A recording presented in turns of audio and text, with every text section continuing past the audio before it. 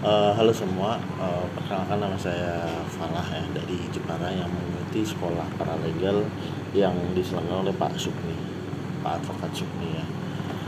Di sini saya akan menjelaskan tentang paralegal ya, kerja-kerjanya gitu, seperti apa.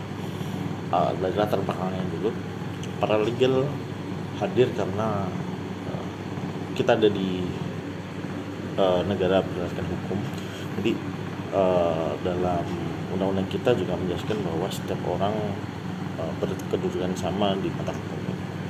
Akan tetapi banyak sekali masyarakat Indonesia yang tidak memiliki akses dan pengetahuan tentang hukum.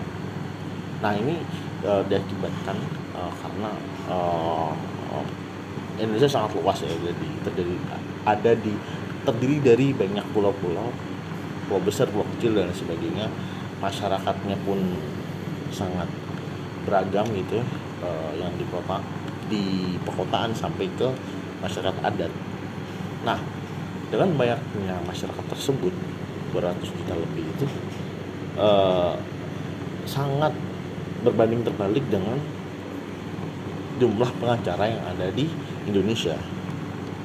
Sangat sedikit lah pengacara yang Indonesia, yang mengakibatkan bahwa akhirnya banyak masyarakat itu yang tidak memiliki akses untuk mendapatkan hukum, akses untuk mendapatkan pendampingan, akses untuk mengetahui dasar-dasar hukum dan lain sebagainya, yang mengakibatkan masyarakat itu ketika mendapatkan sebuah kasus atau suatu hal yang terkait dengan dirinya itu menjadi bingung gitu. Ini harus ngapain, ini ketika ada masalah ini harus ngapain, harus kemana dan sebagainya, cara menyelesaikannya gimana, itu akhirnya masyarakat bingung. Nah, paralegal ada untuk memenuhi fungsi itu, karena kita bisa dijelaskan juga bahwa paralegal adalah seseorang yang punya keterampilan di bidang hukum, yang dalam pengetahuan, dalam prakteknya gitu.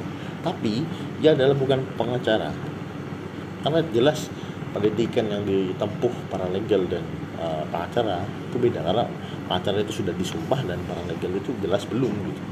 Apalagi dengan pendidikannya itu ya jauh sekali gitu. Paralegal juga bisa bekerja di bawah bimbingan seorang pengacara gitu, atau memang mempunyai kemampuan hukum yang nantinya juga paralegal mempunyai kayak sertifikasi seperti itu.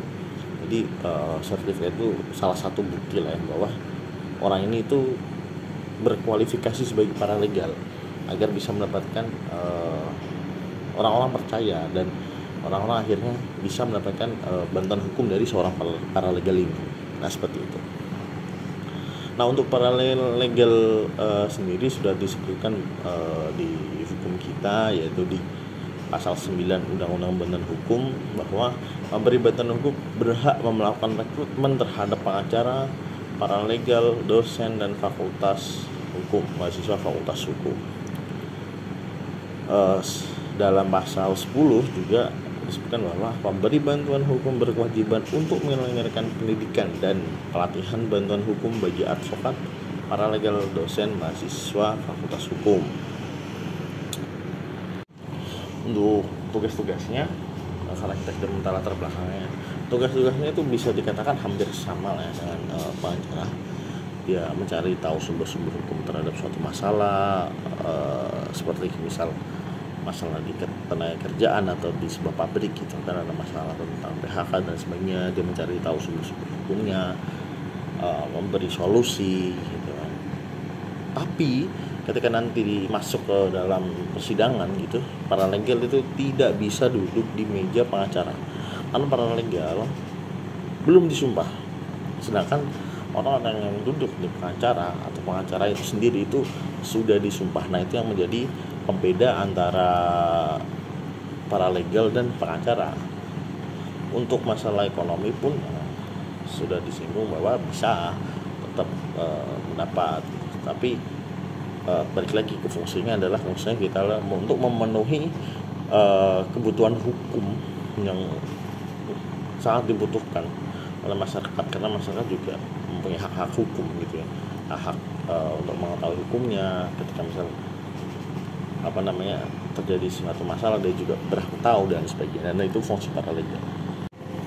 Karena kita juga bekerja dengan berkutat dengan hukum dalam kegiatannya, paralegal juga mempunyai syarat-syarat yang berada di Permen Kumham nomor 3 tahun 2021, yaitu satu, merupakan warga negara Indonesia, berusia paling rendah 18 tahun, memiliki kemampuan membaca dan menulis, bukan anggota TNI, Polri, dan ASN, memenuhi syarat yang lain ditentukan oleh pemberi bantuan hukum, tidak bertentangan dengan peraturan perundang-undangan, dan tentu saja nanti juga mendapatkan sertifikat dari pemberi bantuan hukum, lembaga-lembaga yang menyelenggarakan sekolah paralegal seperti itu.